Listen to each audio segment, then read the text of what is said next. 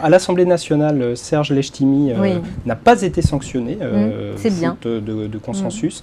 Donc on rappelle qu'il avait provoqué un clash à l'Assemblée en interrogeant Claude Guéant et en comparant ses propos sur les civilisations au nazisme. Alors, cette référence au nazisme, avec les réactions épidermiques qu'elle peut provoquer, est-ce qu'elle est toujours bien utilisée ?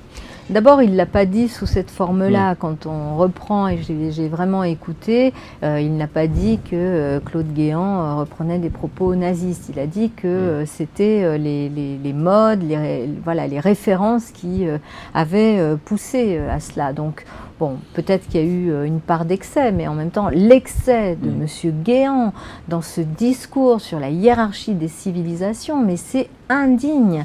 Donc notre collègue et camarade député de la Martinique se soit senti lui-même aussi atteint par cette hiérarchie que voulait imposer, qui n'a rien à voir avec l'humanisme et avec les valeurs universelles que porte la France, moi je le soutiens complètement et je trouve que franchement, les propos qui ont été tenus par Claude Guéant sont totalement indignes et révoltants. Voilà, révoltants. Parce qu'ils correspondent d'ailleurs à ce qu'a été ce quinquennat de Nicolas Sarkozy, opposer les Français les uns aux autres, ceux qui seraient plus français que les autres. Moi, je suis naturalisée, je suis née en Espagne, j'étais naturalisée à l'âge de 14 ans. Mes parents ont choisi la France parce qu'ils croyaient dans les valeurs de la République française et qu'ils voulaient donner une éducation à leurs enfants et que c'était par la France que ça passait. Et vous vous faites insulter parce que vous ne seriez pas français à la même hauteur, au même niveau que d'autres.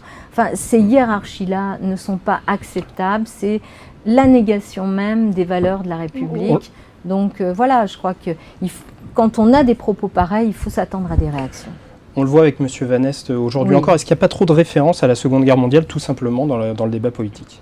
Peut-être, mais sans doute parce que ça continue à nous marquer, à être un marqueur très très important de comment on se situe par rapport à la République, par rapport au message humaniste de la France dans le monde. Voilà, ça reste une influence forte et c'est normal qu'on ait des repères historiques et la Shoah, le drame de la Deuxième Guerre mondiale doivent rester des marqueurs importants. Il ne faut surtout pas que ça s'efface. Après, il ne faut pas l'instrumentaliser. Il ne faut pas jouer avec l'histoire, mais il faut vraiment avoir conscience qu'on ne peut pas, compte tenu de ce qui s'est passé en Europe, ce n'était pas dans une civilisation, une Europe savante, une Europe savante de la moitié du XXe siècle, c'est dans cette Europe savante que s'est produit un des drames les plus ignobles je dirais, de l'humanité.